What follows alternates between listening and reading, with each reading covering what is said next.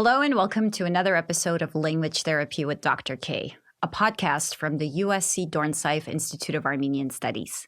I'm thrilled to be joined by Dr. Christian Busch, a leading expert on serendipity, purpose-driven leadership, and innovation. Christian is a business professor at USC's Marshall School of Business, a best-selling author, and an affiliate researcher at the London School of Economics. His work explores how we can turn unexpected moments into opportunities, and his research has been featured everywhere from the Financial Times to the Harvard Business Review. Today, we're talking about how the way we talk about luck in our different languages, cultures, and even in our own heads can actually shape how much of it we encounter and experience. We'll dig into smart luck versus blind luck, how gratitude and joy and self-talk play into serendipity, and why sometimes changing the story we tell ourselves can turn a setback into a breakthrough. Get ready to rethink everything you thought you knew about chance, fortune, and possibility, and to learn how to cultivate a serendipity mindset. Dr. Christian Busch, welcome to the podcast. Thank you so much for having me. This is my traditional first question, so I'd like to keep with it. Could you tell me the story of your life through your languages? What languages were you born into, and what languages have you picked up along the way? That's such an interesting question. So I grew up in Germany, so German was my first language. And German language is very concrete. It's very, it distills things into details, so you can grasp a lot of things very detailedly so. And then I started learning English early on and French. And then I, throughout my study years, kind of Spanish and Russian came a little bit on top of it. And so it was interesting to see now, especially when writing, that sometimes I would write in English and then translate it into German. And then I would see, oh, wow, actually the German I would have written in German would have been much more dry than the German that comes from the English. And so I feel that kind of journey has been interesting also in terms of when I think about the German being that more concrete one, and then me in English, I feel I'm a slightly different person, right? Slightly kind of more, hey, here's a couple of key words. And so it's an interesting kind of journey, I feel, that has been, from the German more towards the English. Now with an American wife, at home we speak English as well. Oh, that's fascinating. I studied German after I studied Russian. Mm-hmm. And Armenian is my native language. And I found the logic of German very familiar, and the compounding of the nouns, because Armenian does that too. It takes roots and it glues them together to make extremely long polysyllabic words. Mm-hmm. But to me, it all made sense, particularly because Armenian is case-based, German is case-based. And I find that American students have a hard time of thinking about language through cases.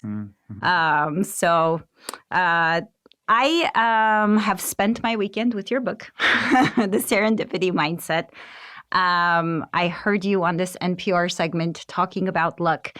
And I guess as someone who thinks about and through language, the first question I want to ask you is, after spending all of this time researching and writing about serendipity, how do you define luck and serendipity? And are they related? Are they completely different semantic fields? Where does one start with defining the terms? Well, to me, when I think about luck, it's something that's passive. It happens to us, right? We can't choose it, and it creates societal inequality because it happens, right? Birth lottery, all these different things that just put you into a place, and then somehow you have to deal with it. Good luck and bad luck. And then on the other hand, you have serendipity. That's the active luck, the smart luck, the luck that you can influence by how you create opportunity in unexpected moments, right? So take the example, if you have erratic hand movements like I do, you might spill coffee from time to time. So imagine you unexpectedly spill that coffee on the person in the coffee shop, and that person looks at you very annoyedly, but you sense there might be something there. You don't know what it is, you just have a sense. And now you have a couple of options, how you cope with that unexpected moment, right? One option is you just say, I'm so sorry. You walk outside, you think, what could have happened had I spoken with the person? Option two, you have that conversation, you say sorry, and a beautiful conversation comes of it, and that person becomes the love of your life, right? And so it's those kind of things where our interaction with the unexpected then is more active. And that's what I like about it, that it's more agentic. It's more, there is some sort of control we still have despite the unexpected, despite the uncertainty. So the way we frame luck impacts the way we experience it. I was preparing for this episode, took me into a rabbit hole of looking up words related to luck in Armenian. Mm-hmm. And I saw things I hadn't thought about before. So we have this one word, bakht, which is a Middle Persian borrowing, and it covers the whole semantic range of luck, fortune, and destiny. Mm-hmm. We have a separate word for destiny, which I thought you might appreciate. It's a compound noun that is comprised of the word for forehead mm-hmm. or front mm-hmm. and written or writing. Mm-hmm. So what's mm-hmm. written on your forehead. Mm-hmm. And then as I was reading more about it, so kind of in the folklore, luck is a personified force, a goddess mm-hmm. or a being that distributes at whim successes or mm-hmm. failures. Mm-hmm. And so for those of us experiencing it, we're completely passive. We are at the whim of this force. Mm-hmm. And so I guess my question for you is, how do you, and you just, you immediately now did the passive versus active framing, but how does the way we talk about luck and serendipity influence the way we experience it? Mm. I find it fascinating both for how we see it for ourselves and our self-description, and then how we narrate it towards others, right? Because the one, how do I see it myself, it's a lot about how much locus of control do I assume I have in my life, and do I assume there is something that is going in my favor or not, right? So for example, there's this hypothetical situation where, you're supposed to think about a robber comes into a bank and one shot is fired, and, you are the only person who gets the shot into their shoulder. And now if you ask someone who self-identifies as a lucky person, they will say, oh my God, thank God, like I was just kind of hit here. I could have died. Like, thank you so much that I survived. An unlucky person who self-identifies as unlucky would say, it's so unfair that I was hit. I was the only person being hit. And so it's so fascinating how the framing itself already predisposes us so much towards how we then have our own story and our own framing of something. A, and then B, I think it's so interesting. I work a lot with senior leaders especially. And when you see senior leaders, they don't want to go into a boardroom and say, I had a plan, then the unexpected happens, and now I don't have a plan, right? They want to have agentic things. They want to be able to say, I had a plan and here it worked. And so that a lot of times goes into untruthful narratives, right? Because people would say, we always had that plan and now it worked out, even though everyone knows it wasn't like a straight line, it was more of a squiggle. And there I find it interesting that by giving people a more active language, by saying, you don't have to say now anymore, you had a plan and something unexpected happens. You can say, no, I had a plan. Then I created a mindset and a culture for serendipity to happen, and now I have an even better plan. And so that kind of makes it now agentic. That makes it like you feel you're in control. And I think there's a lot around this idea that we get away from either we cannot actively control anything in the unexpected, or like, we can control everything, to no, we can't control everything, but we can figure out how to frame it and how to then do the best with it. I've been thinking about my own career trajectory as I was reading your book, and I get asked all the time, well, how did you end up in heritage language, Armenian as a heritage language, which was a kind of unknown. And I was rewinding the tape, and as you mentioned in the book, connecting the dots, and I really wanted to share this with you. So I was 23. Second year in grad school, and the Eastern Armenian professor at UCLA said, I don't want to teach at Glendale Community College anymore. They have an opening. Would you like to apply? And I said, I've never had a job, minus a couple of summer gigs. I don't think I'm competent. And she said, I see it in you. Just go for the interview. So I show up to my first job interview. I'm early. I'm pacing up and down the hall, a nervous wreck. And there's a professor who's showing a video to his class. He's kind of leaning on the door, and he sees me and he closes the door and he says, are you here for my class? And I kind of semi-offended. I was like, no, I'm here to be a professor. Mm-hmm. And he said, honey, you look really nervous. And he pulled me aside and he said, well, tell me your story. So I told him it's my first job interview. I'm super nervous. I don't know what I'm going into. And he gave me the greatest pep talk of my life, which culminated with, I'm a strong Black man, he said. And when I interviewed at this college, I told myself, I have something to offer as a strong Black man. Whether they see it or not is their problem. And then he said, repeat after me. I'm a strong Armenian woman. I have something to offer to this college, and it's on them to see it. Christian, I walked into that interview with the confidence of someone unparalleled to the person who had walked into that hallway. I got the job, and it completely shifted my career trajectory. I was doing 17th century classical Armenian drama by Catholic monks in Venice. And I shifted my entire trajectory to Armenian as a heritage language. And that one conversation and one incident. But I guess as I was reading your book, I kept thinking, had I not opened up to him, had I not responded to that moment, had I not decided to implement his strategy, so many things would have ended up completely differently. And when I tell younger students, and I often in my interviews learn about the stories of people's lives, so much is coincidence. So much is, people use the word happenstance or unplanned. But I guess what I learned from your work or appreciated is there is an agency in how you respond or fail to respond to those opportunities. I'm sure you've heard a ton of stories like this. This isn't news for you. Well, and it's fascinating, I feel, when you look at the patterns behind, your beautiful kind of evolution, right, into what you're doing today, where we're all somehow, if you think about biology, how evolution works, like that is kind of in a way, right, that it bounces from one thing to the other, and then you see like, oh, wow, there's some beautiful thing now emerging here. And I think what I liked about your example is two things. One is the amalgamation of coincidences, that it was kind of like not only one, right, but it was each time there was another decision to be made, right, another choice to be made. Do I go to the interview? Do I speak with that person? Do I open my heart to that person? Do I then try to implement it, right? So there were all these decision moments, and you can only connect them at hindsight, right? But you can then also build a muscle going forward. And I think that's where it gets really interesting. That you can build that muscle to make it more likely that those kind of things can happen to you. And then second, I also find it really beautiful, your friend who saw that in you, right? That a lot of times actually people see something in us and they connect the dots for us, right? So the amount of people who have gotten jobs because someone would be like, you know what, have you ever considered this and this? And then the person being, but I'm not that and that person. And they're like, no, but I think you would be the ideal fit. And so I think there's a lot of power in that idea of building meaningful relationships with people and then asking them, what do you think like could be a fit for me, versus just assuming that we know it all. And I think kind of that's also where I feel those meaningful relationships seem to have played a big role in your life, right? That kind of idea. No, absolutely. And even in the sense of muscle building, like, was it last Friday you were on NPR? Or the Friday before? I think it was last Friday. I was driving.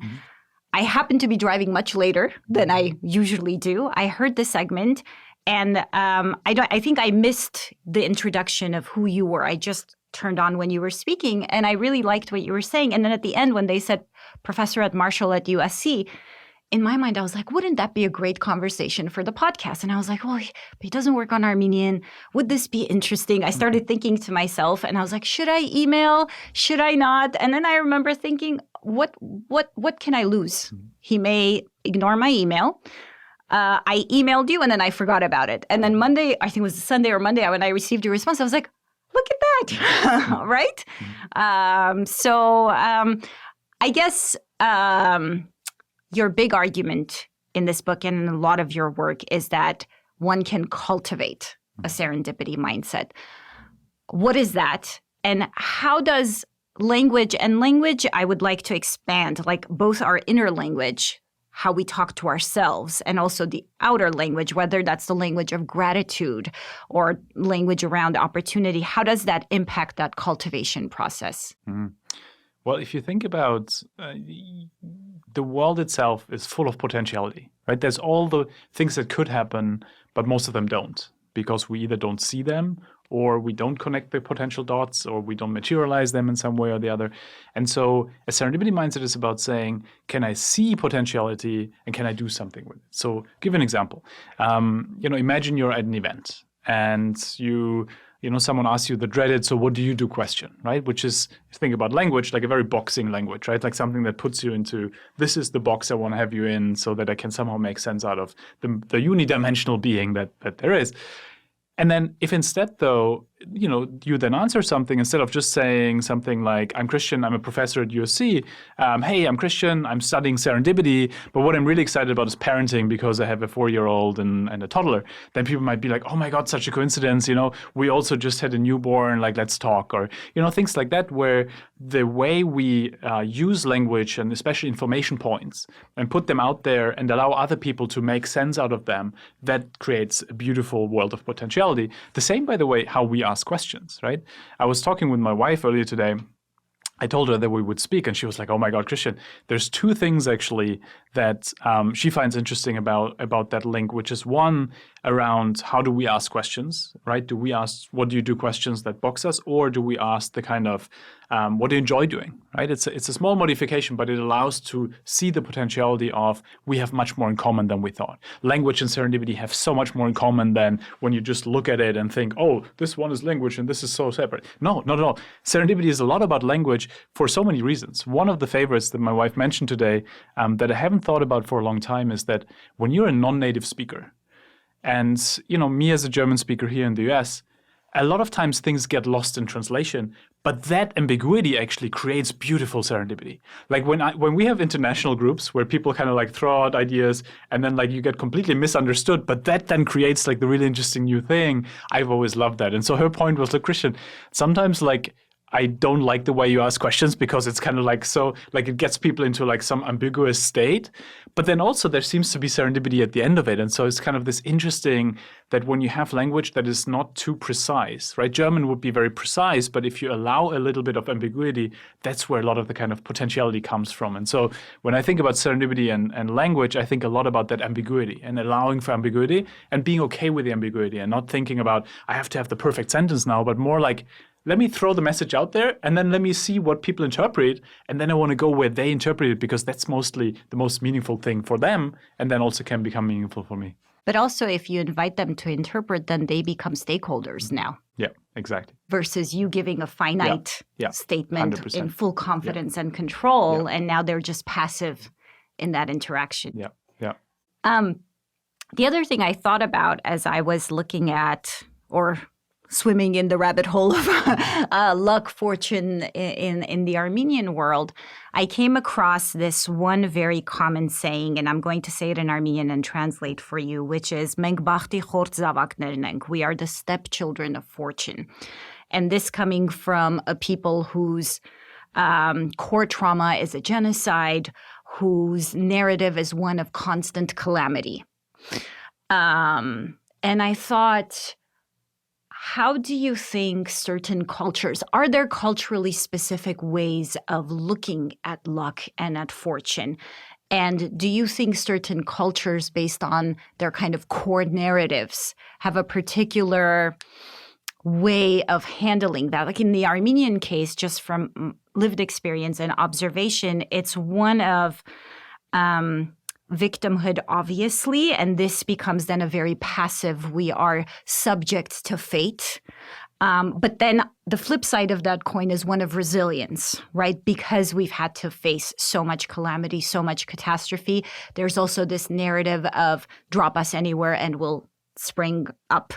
Do you think luck is culturally specific, I guess, is what this very long question is asking? Yeah.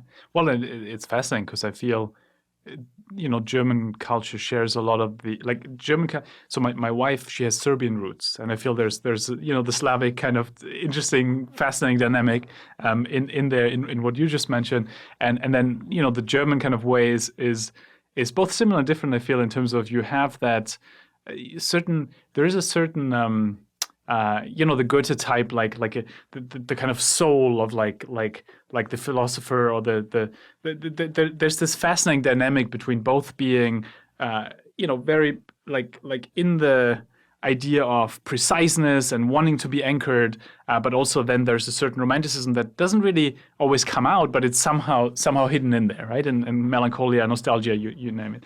And the fascinating thing is that when I think about culture, when I go into the Middle East, the first thing when we talk about serendipity is like, yeah, of course, that's our way of life. Like that's how we live, right? Because everything is flow, everything is kind of like embracing. And similar, like I do a lot of work in Kenya, for example, where because people are so attuned to opportunity and attuned to just hustling and making the best out of everything, serendipity happens all the time, versus then you get into other contexts, right, which are a bit more like maybe boxed or a bit more kind of fate led, where then it happens less because people are less, A, they believe less that it can happen, and B, it's just also culturally, you wouldn't necessarily connect that way that people in other cultures connect. And so I do think there's culture specific dynamics, and at the same time, in almost, or essentially in every culture I've worked in, and I've spent time in, you will see people who bring together the best of different cultures, right? So you will see people who, here in LA, right? You will see people who have the kind of American, like entrepreneurial opportunity seekingness, and at the same time, maybe a process orientation that allows them to actually do something with it and put it into a process and things like that. And so I'm always excited about, yes, there's cultural differences, and then at the same time, you have, in every culture, then the distribution where you will see those that are really inspiring. And I think that the thing with fate, though, is interesting in terms of how much do we believe. I had a conversation in the morning about spirituality and how, in a way, when you believe that there is already a path set for you in some way or the other, right? Like if it's on your forehead written that this is the way it's supposed to go, how much do you then assume you can still do? And I had a conversation once with a priest about how, we were trying to find some common ground. And we agreed on this. There's this old story that he then told me, and I'm most likely messing it up, but the core gist of it was, hey, look, there's this gentleman who prays to God and said, please, God, let me win the lottery. Nothing happens. He's like, please, God, let me win the lottery. Nothing happens. And then, he's like, oh, you don't help me. And then God at some point says, well, you got to buy a ticket. And so that kind of like always like stuck with me as maybe a middle ground of saying, you know what, even if you believe that there's something set out for you in some way or the other, still there's some sort of agency of how you get there or how you kind of like go the way. And so I hope that there still is then some agency in that kind of path, even if there is a certain predestination in some way, if you believe in that. Yeah, that's interesting. Your story reminded me of an Armenian fable of a man who keeps praying for something and then gets frustrated and basically says, why aren't you helping? And then God says, well, I planted a woman, a tree, or whatever, all of these signs that you failed to see. Recently we had an undergraduate research symposium in Armenian studies, and we awarded the best presentation. And one of the winners was a freshman who did her presentation on superstition. And particularly in the Armenian context, how those practices conflict in our attention with Christianity.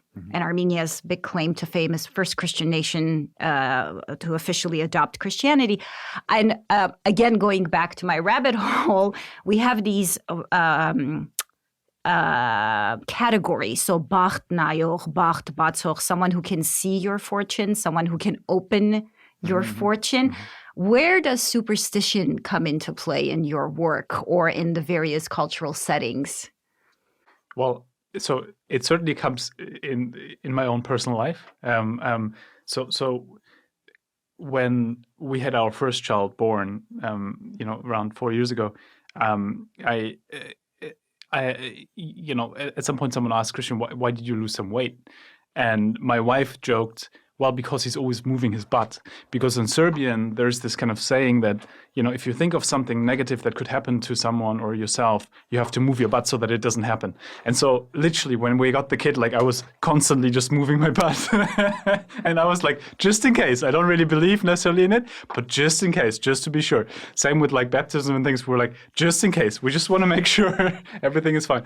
And so, but so I think the core, just for me personally, and then kind of more broadly, is on one hand, I think superstition more as something that you might or might not believe in it a little bit, but in my case, it's more like risk reduction. If it might be sure, then I'd rather reduce the risk of doing it or of it happen. And then on the other hand, the kind of, when you think about serendipity is a lot about how do you, can you imagine something that could happen? Can you think about potentiality? Can you think about something that might be there? And, I think this whole superstition, but also manifestation, all these different types of themes are interesting because by in themselves, they will not probably do a lot, right? Realistically speaking. But if you use them as a motivation to do something, if you think about something and then you think this is my manifestation and then actually do something towards it and share it with people, then they can help you. Then you can do something and it makes it more likely. And so I'm kind of in this spectrum of, it's unlikely that, look, there might be powers that I don't know of, so I will not state anything that I don't know of.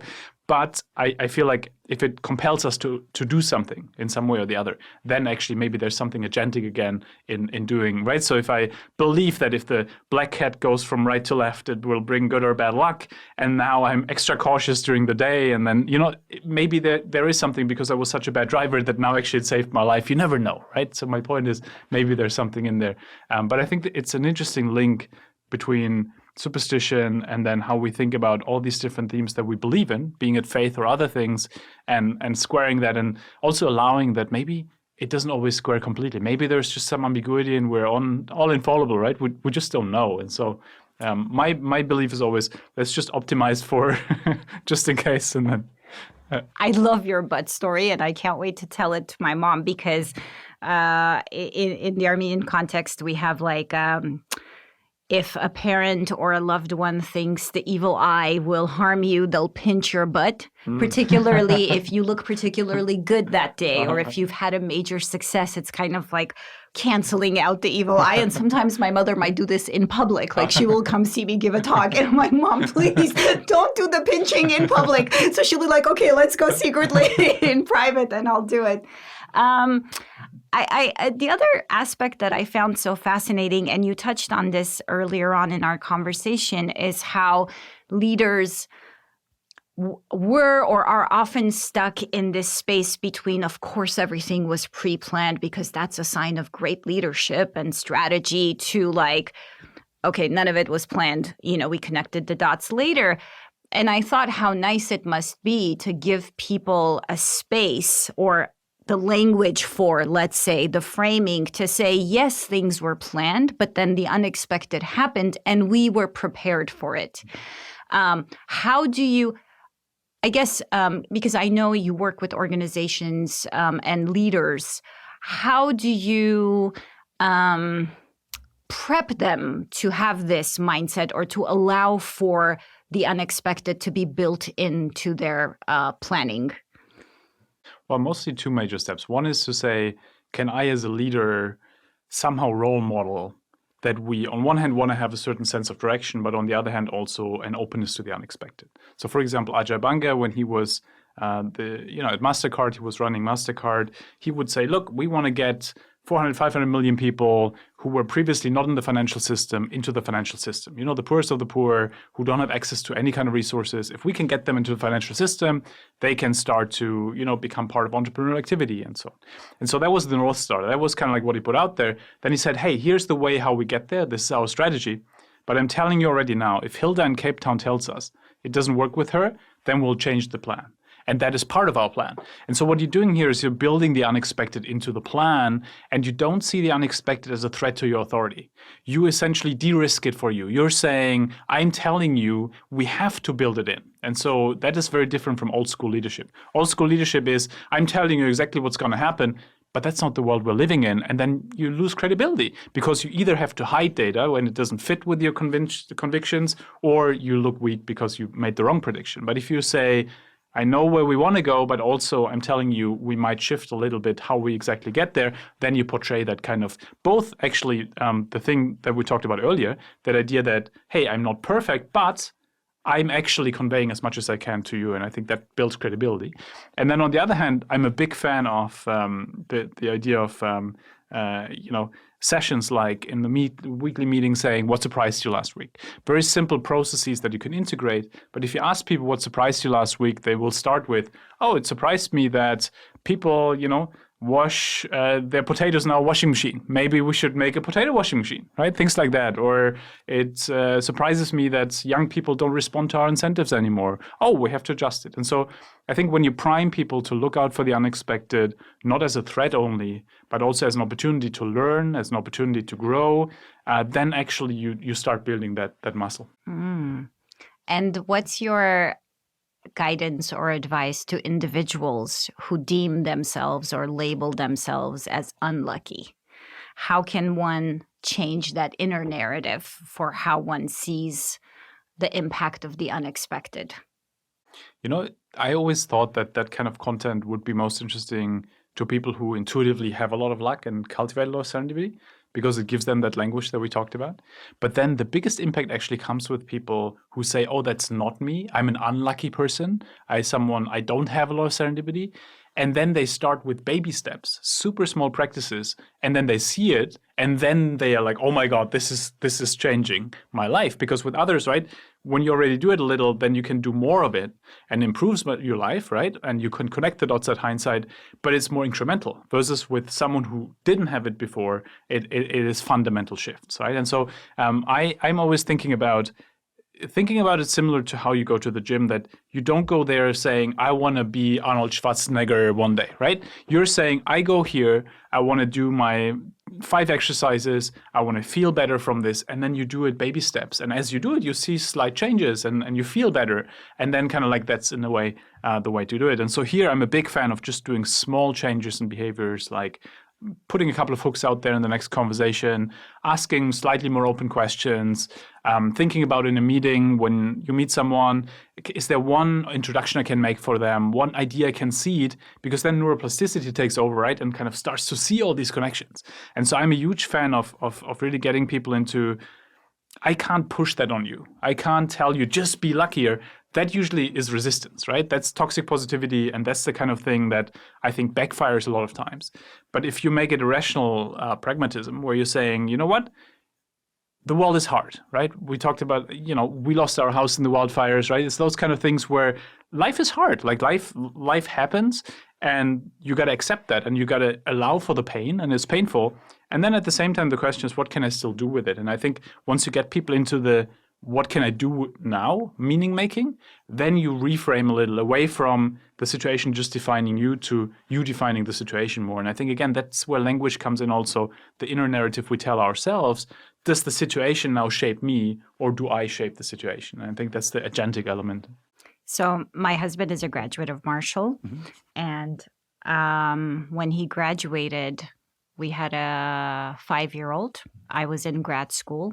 We were in like a 1-bedroom apartment, and he got a consulting job that required him to travel, I think, 75% of the time. He gets on the airplane for his first travel expedition and happens to be seated next to a senior consultant.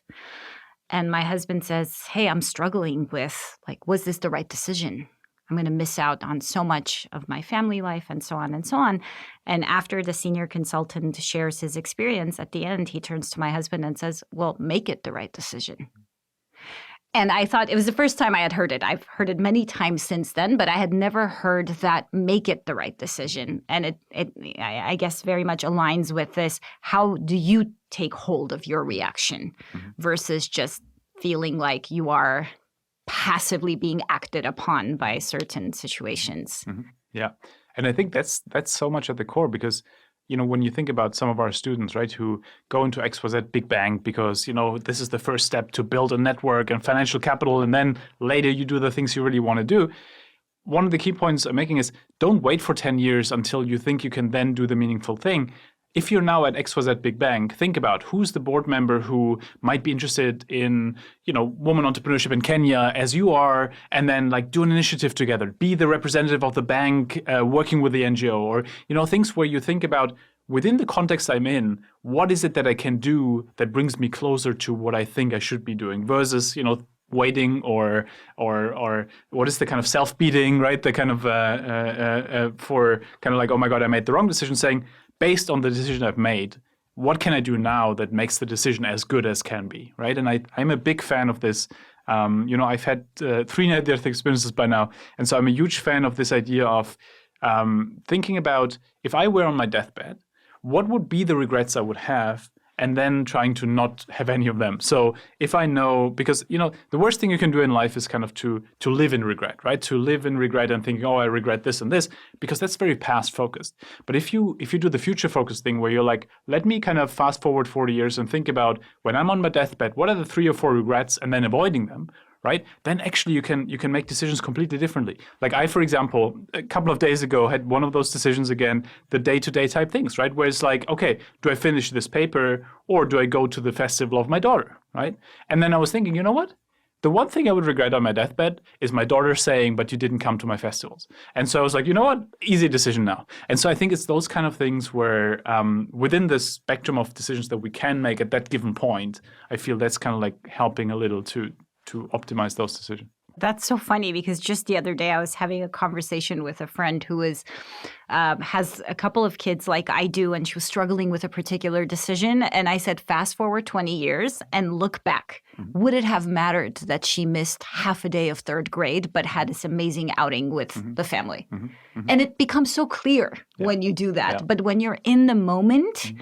it's not. It's mm-hmm. not that obvious. Yeah. What was the trigger for this book? Was it I mean, you mentioned it in here in the introduction, but like, how do you go from personal experience to a whole book and area of research? Yeah.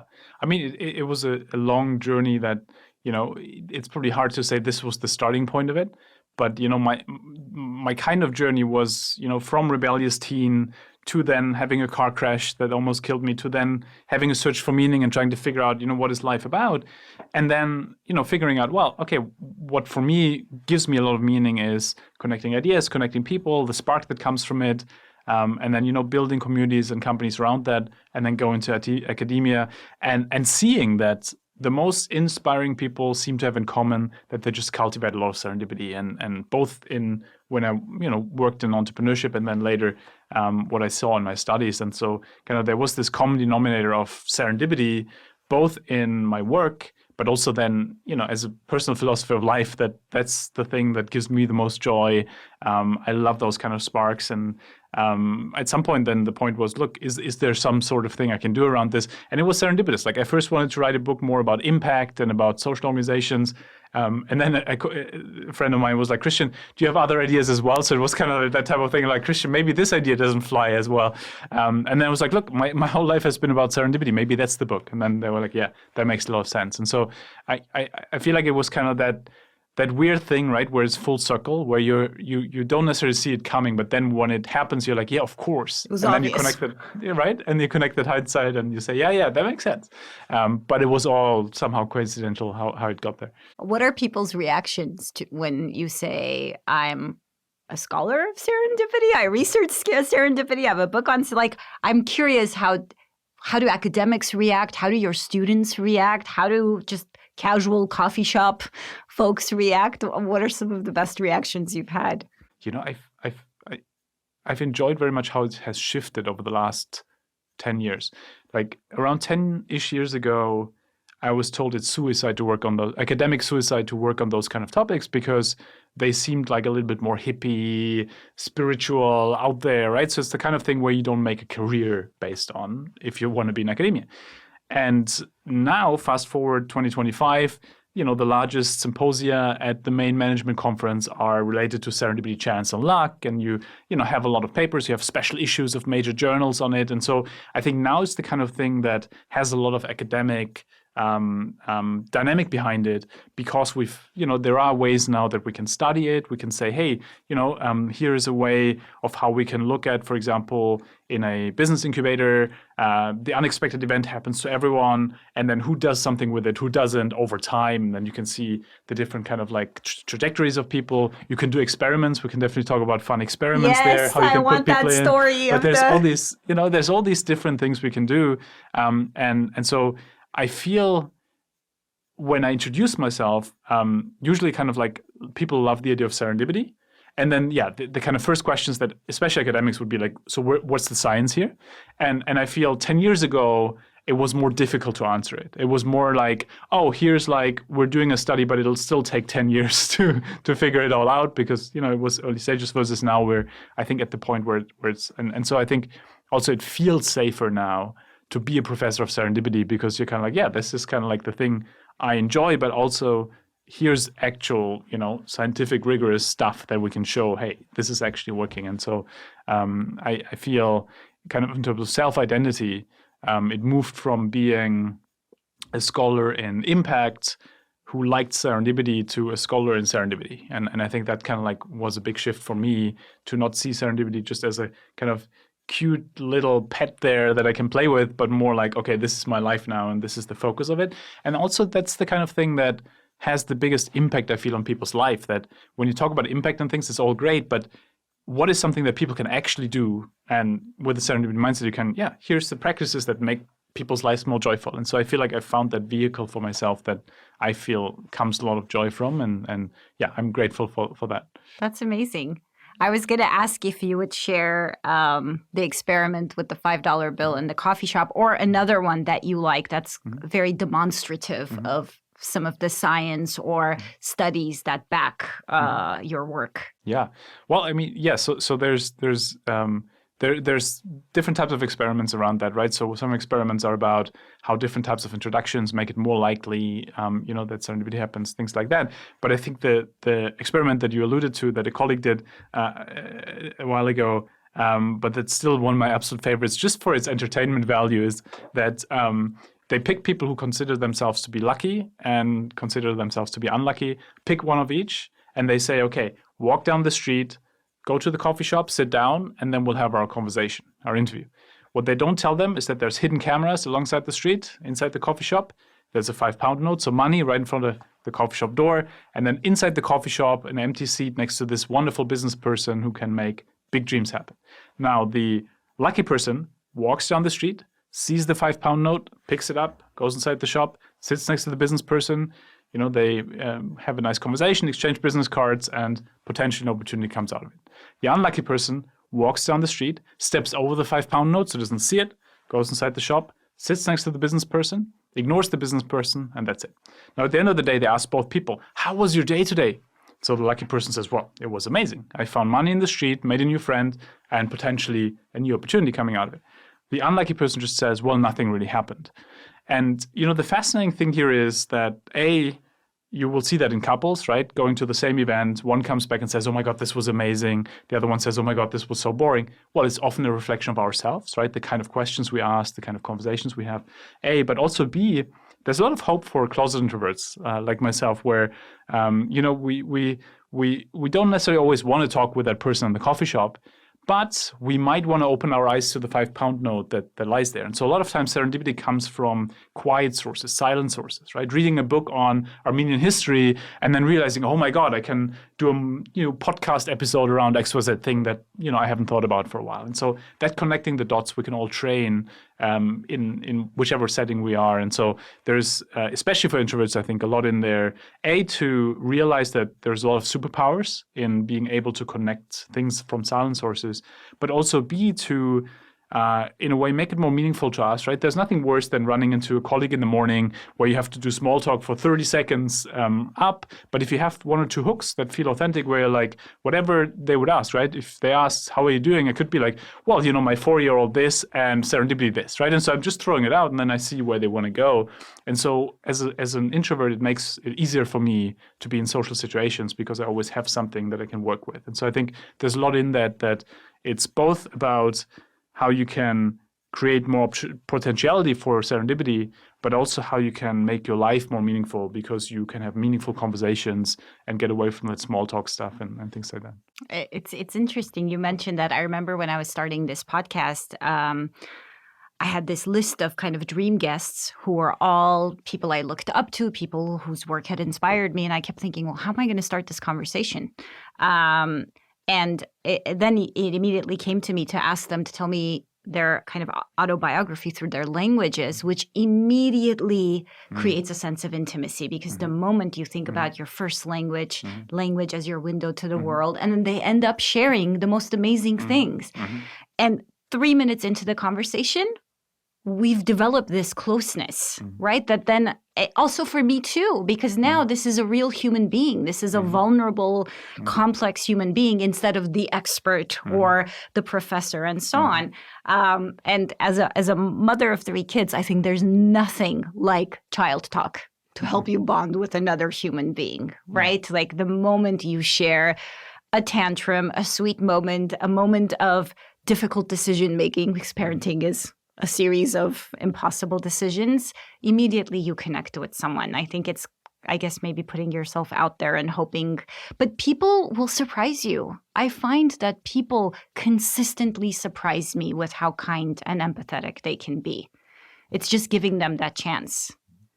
Well, and I absolutely love that question, by the way, because to your point, I feel people are longing for more meaningfulness, for more connection, but also you don't necessarily want to directly put yourself out there. And so, if there's an excuse for it. And one of the things I found fascinating is when I was in my early 20s, I was kind of in community building and helping cultivate communities. And I used to be on the absolute extreme. So it was about, I would go to like dinner parties and I would be like, what's your passion in life? Or, what's your life force? And so the fascinating thing is that you then either get like the most amazing of answers, where then you talk with a person for 3 hours, or someone's like, wow, this is a lot, my dear, what do you want to do? And so kind of, I feel the one thing the one learning thing for me was around how do you essentially find something in the middle, which is why I loved your question, because I think it's in a beautiful middle between it's something I can talk about, but it doesn't put me as much on the spot where I'm like, oh my God, I have to now have this great, wonderful, big answer that otherwise the conversation will not continue, right? So I think it's a really cool question. I might actually steal it for some situations. I think it's a fantastic question. Yeah. Oh, thank you. I'm so happy. Please feel free to steal because I will be stealing certain things for sure from the book. Is there a particular serendipitous moment in your life that you kind of turn to or reflect on, or at this point for you it is a series of moments? It definitely is a series of moments, but also, so there's a lot of micro serendipity. So it's the kind of day-to-day serendipity where it just happens all the time and it just has become part of my life and I'm still joyful about it, but also it's kind of like it's part of it and it's there. And then there's these big like macro moments of like a couple of years ago, right, 6 years ago, 5.5, something like, at the outset of COVID, when everything was kind of more or less shut down, I randomly re-met an old friend and fast forward, we're married and 2 kids. And so those kind of moments where they really, you can see big inflection points where serendipity happened and where then you think about the counterfactual. So what could have happened instead? And you're like, oh, wow, that was like, it might have not happened. The likelihood of it happening was not as big. And so I'm thinking a lot about those kind of lucky moments where I'm grateful for. And then also in a way trying to figure out, and that's, to me, a big force at the moment. I've been very lucky in the way I grew up. Like I've had parents who always told me, Christian, you're worthy, you will always love you, whatever happens. Like if something doesn't work out, it's not a reflection of yourself, it's a reflection of it just didn't work out and life continues.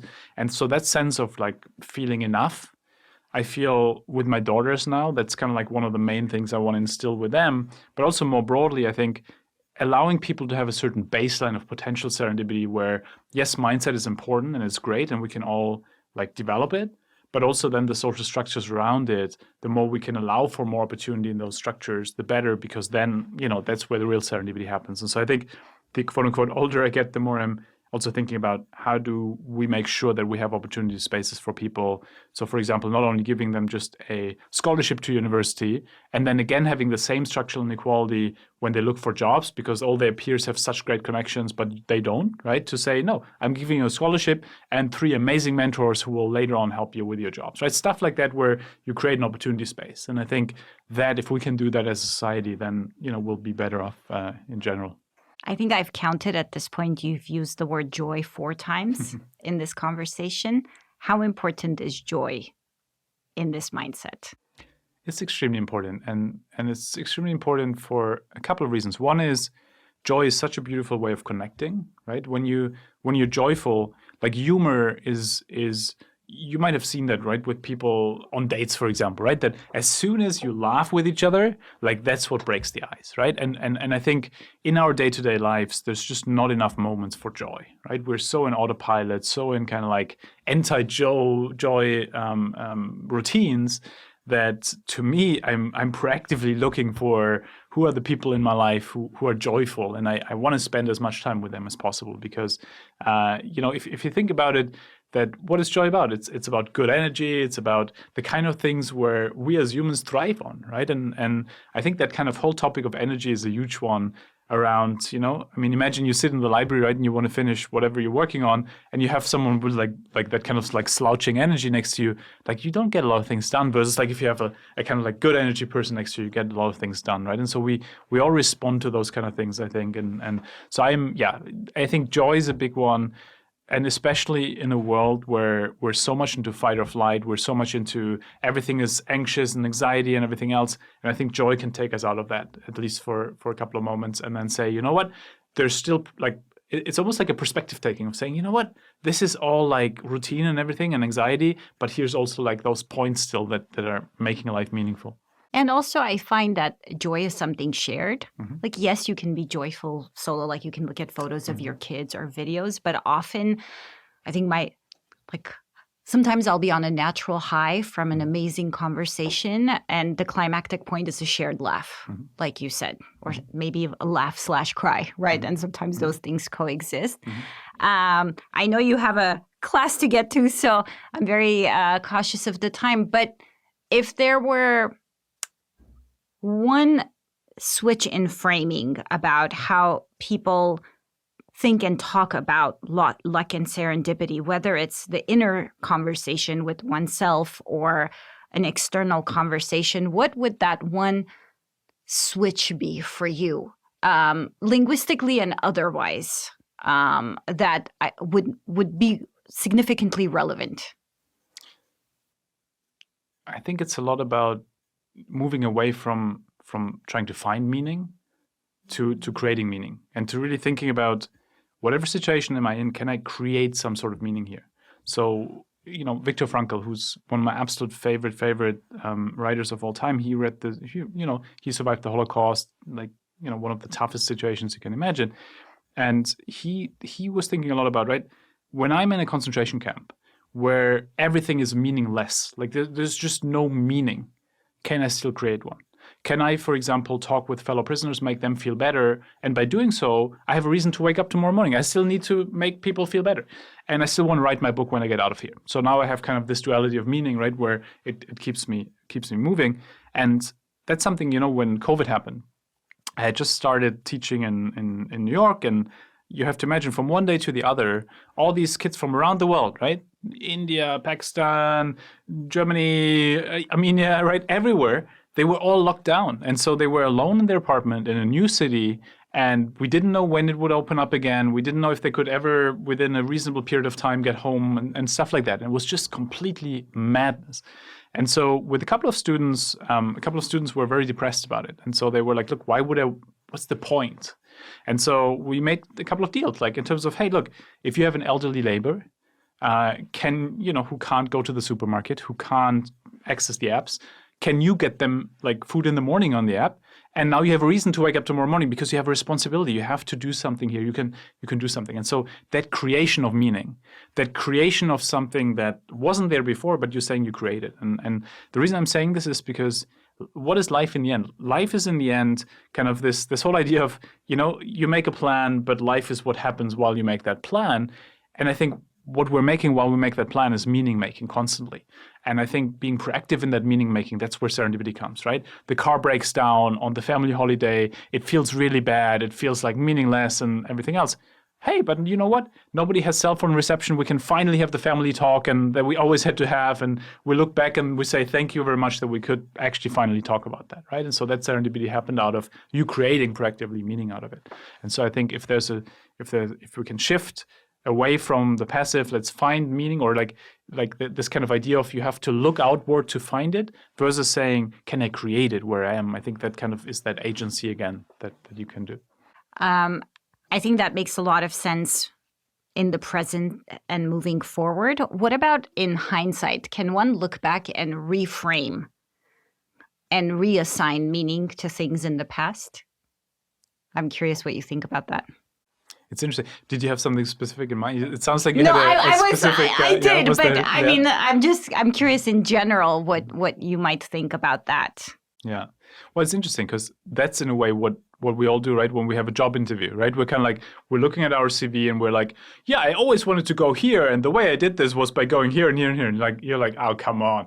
I had a friend actually who is very senior in a company. Sometimes he would sit in interviews and he would be like, if someone tells me that story that since they're 15 years old, they wanted to land at my company, I'm like, no, like I will not hire you if our first conversation is based on a lie, right? So that kind of thing of like, don't tell me this kind of like post-rationalization of that thing. And so I think we do that a lot in life, right? Whether we post-rationalize it, we like, if you would ask me, whatever question you ask me, I would probably tell you the story slightly differently depending on where I am in life, how I sense make it at that point, right? So there's a lot of ambiguity in how we tell stories. But I think what I found very helpful is to think about what feels truthful. What feels truthful in the sense of, right? So when we talked earlier about how my life has evolved, I find the most truthful story I can tell is around the idea that I am propelled towards some sort of meaning and I'm trying to constantly figure out what that is. And that has been my meaning-making process to say, yeah, all these dots make sense with that red thread.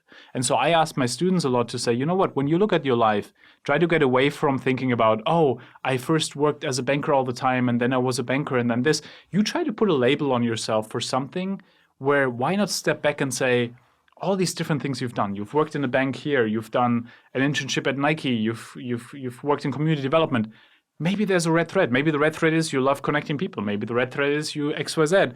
And then actually you can interpret things differently from the perspective of who am I, who do I want to be versus who was I at that point because society kind of put a label on me. And I found that very useful to get away from the story we tell ourselves in terms of restrictions and constraints and limitations to no, like let me think about what is the story if I were to assess it from what feels meaningful to me. At this moment. And you might reassess it in 10 years. And in 10 years, you might again interpret it differently. But at this point in time, what feels most truthful for where you are in that journey? What great advice. Wow, I love that. Thank you so much for this really thoughtful conversation. Thank you so much, and thank you for the amazing questions. I love that intersection, language and serendipity. I think there's so much in there, and so much serendipity to be created by not being too kind of boxy about language and really kind of having that. So kudos also for you for putting language at the core. Yay! And I really love what you said about ambiguities and that being such an opener to conversation. Whether it's across languages or even within languages, I think, different dialects or different standards of the same language may have a different window. And I find language to always be a wonderful propeller of connection. Yeah. So thank you. Awesome. Thank you.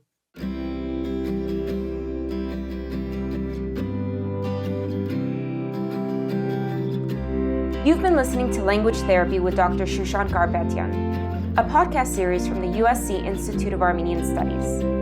This episode was produced by Dr. Garbetian, edited by Samvel Krajan, who also composed the original music. For more from the USC Institute of Armenian Studies, visit the Institute's website at armenian.usc.edu and follow the Institute on all social media platforms.